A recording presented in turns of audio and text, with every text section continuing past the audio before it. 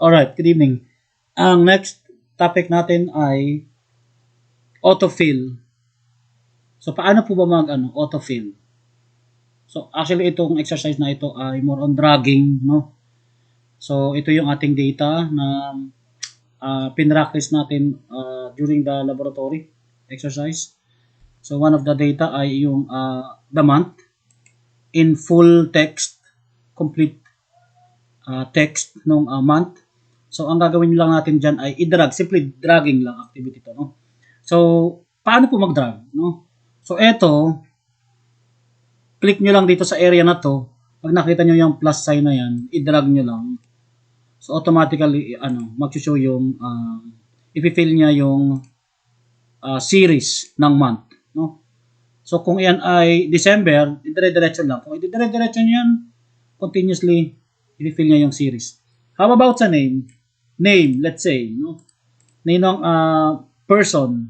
So, kung repetitive ang typing nyo, so hindi nyo kailangan mag-type pa ulit-ulit kung same lang din naman ang tinatype nyo, no? Simply, drag nyo lang yan, no?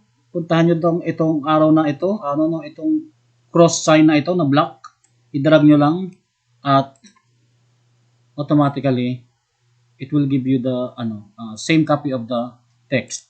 No? Ito sa number. Kung number, same, drag nyo lang din siya. Okay.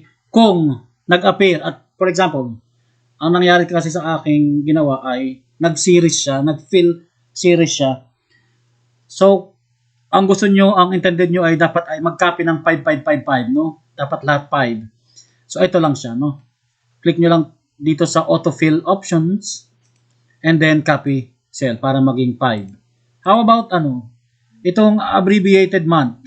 So, if abbreviated, kung inyong idadrag yan, ay ganon din yung series ay abbreviated automatically kapag idinrag nyo pababa, no? How about 1? Gusto po namin naka-series 1, 2, 3, 4, 5, 6, ganyan po. So 1, drag nyo lang siya dito sa ilalim. It will give you continuous series of numbers. So 1, 2, 3 up to unlimited, no? So what about po kapag meron siyang pattern, For example ay naka-even 2, 4, 6, 8, ganun gusto nyong lumabas yung inyong data, no? O numbers. So highlight nyo lang yan. Block natin. Medyo nakakaduling ang yellow.